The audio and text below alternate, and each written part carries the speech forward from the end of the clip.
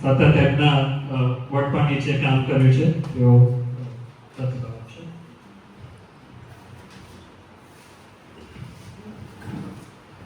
માનનીય આચાર્ય શ્રી એમ પટેલ સર, તમામ ખાતાના વડાશ્રીઓ, પીઆર દવે સર, આદરણીય મહેમાનો તથા મારા માનનીય સહકર્મીઓ, આજે આ મંચ પર ઊભું રહીને બોલવું એ મારા માટે સહેલું નથી, કારણ કે આજે શબ્દો કરતા લાગણીઓ વધુ ભરેલી.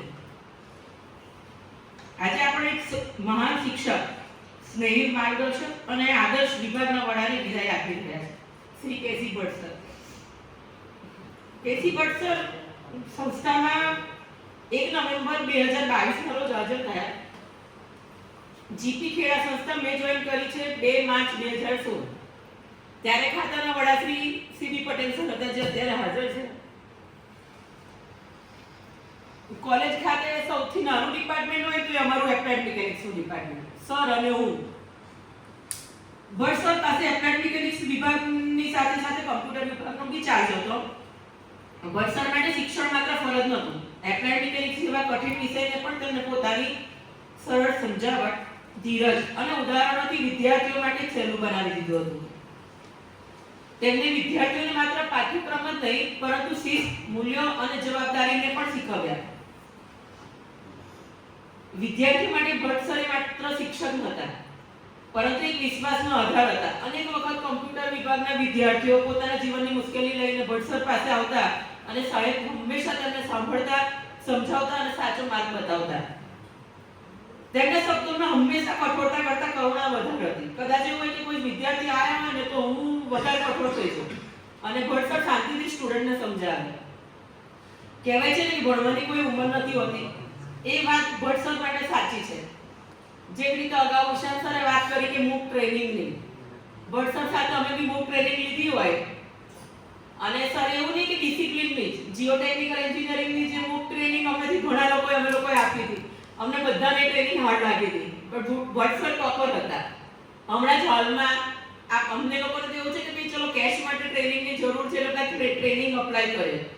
સરને કોઈ ટ્રેનિંગની જરૂર નથી. છેલ્લે હમણાં એમને મેથેમેટિક્સની ટ્રેનિંગ અપ્લાય કરી હતી, ઇકોનોમિક્સ ઇન મેથેમેટિક્સ. હું સરને ઘણી વખત કહું, સર હવે તમારે ક્યાં ટ્રેનિંગની જરૂર છે તો તમે લો છો, અમારે જરૂર છે. એટલે સર એવું નહીં કે સબ્જેક્ટની ટ્રેનિંગ, ઇન્ટરડિસિપ્લિનરી ટ્રેનિંગ હોય ને તો બી ટોપર તો ભટ્ટ સર જ હોય. એટલે ભટ્ટ સરની પાસેથી એ વસ્તુ ઘણી શીખવા મળે. ભટ્ટ સર માત્ર અનુભવી અને શિસ્તબદ્ધ શિક્ષક નહીં, પરંતુ બદલાતા સમય સાથે સતત આગળ વધતા માર્ગદર્શક છે. જ્યારે ઘણા લોકો નવી ટેકનોલોજીથી દૂર રહે, ત્યારે ભટ્ટ સર એઆઈ જેવા આધુનિક ટૂલ્સ અંગે ખૂબ જ સારી સમજ ધરાવે છે. કદાચ સંસ્થામાં મને એવું લાગે કે અમારા બધા જે જુનિયર સ્ટાફ છે એના કરતાં બી એઆઈ ટૂલ્સનો મેક્સિમમ ઉપયોગ કદાચ આવડતો હોય સંસ્થામાં તો એ ભટ્ટ સરને છે. મેં ભટ્ટ સરે મને ઘણી વખત કીધું હશે કે તમે મેડમ પાયથનનો ઉપયોગ કરીને એપ્લાઇડ મિકેનિક્સના સબ્જેક્ટના પ્રોગ્રામ રન કરવાનું શીખો. મને એમ થાય સર તમને કેવી રીતે આ બધું આવડે છે, અને પાયથન એટલે શું એ જ ના ખબર હોય અત્યારે. પણ સરને કમ્પ્યુટરના બી ઘણા બધા સોફ્ટવેર એવા આવડે છે, એટલે ઘણી વખત સર બહુ જ એવી રીતે હેલ્પ કરે. તમને માર્ગદર્શન મને તો ખૂબ જ આપે, એમ કે તમે મેડમ આમ કરો, તમે આમ કરો. સર મને ટાઈમ જ નથી મળતો. અને સર અત્યારે પણ મને એવું છે કે કદાચ રિટાયરમેન્ટ પછી બી સર આ બધા સોફ્ટવેર જે અમને નહીં આવડતા હોય તે એમને તો આવડતા જ હશે. તેમનો અનુભવ અને આધુનિક વિચારસરણીના સુંદર સમન્વય અમને સૌને સતત શીખવવાની પ્રેરણા આપે છે. એક સહકર્મી તરીકે હું ગર્વથી કહી શકું કે ભટ્ટ સર હંમેશા સહયોગી, સંવેદનશીલ અને માર્ગદર્શક રહ્યા છે. વિભાગના વડા હોવા છતાં તેમણે ક્યારેય અધિકારનો ભાર અનુભવ્યો નથી, પરંતુ હંમેશા સ્નેહ અને સમજદારીથી સૌને સાથે લઈને ચાલ્યા છે. તેમના નેતૃત્વમાં કામ કરવું એ મારા માટે સુરક્ષા અને ગૌરવ બંને વસ્તુ છે. સાહેબે માત્ર વિભાગના વડા તરીકે નહીં, પરંતુ એક વડીલની જેમ મને હંમેશા સાચો માર્ગ બતાવ્યો છે. બીજી એક વસ્તુ કહેવા જાઉં કે મારી ફેમિલીમાં ક્યારે પણ કોઈ બીમાર થાય કે કોઈ રિપોર્ટ કઢાયો હોય ને તો હું ડોક્ટરને રિપોર્ટ મોકલું એ પહેલા હું ભટ્ટ સરને રિપોર્ટ મોકલું. અને ભટ્ટ સર તરત એમના સરને શ્રીજીને ફોન કરે કે તું આ રિપોર્ટ જોઈ લે અને શું છે આમાં એ મને કહે. એટલે ત્યાં સર કહે કે તમારો રિપોર્ટ બધું નોર્મલ છે, આ એક દવા લઈ લેશો તો કદાચ થઈ જશે. એટલે ત્યાં જ આપણે થોડા શાંત થઈ જઈએ કે ના ભાઈ ચાલો બધું બરાબર છે. એટલે એના માટે હું સરની ડોટર ડોક્ટર ભવ્યા, એમના સન ડોક્ટર શ્રીજીનો પણ ખૂબ ખૂબ આભાર માનું છું. જેમણે મારી પરોક્ષ રીતે ક્યાંક મદદ કરી છે.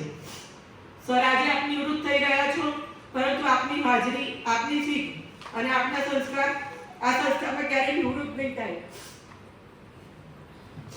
આજે હૃદયમાં ગર્વ છે કે અમને આપ જેવા શિક્ષક અને ખાતાના વડા સાથે કામ કરવાનો અવસર મળ્યો.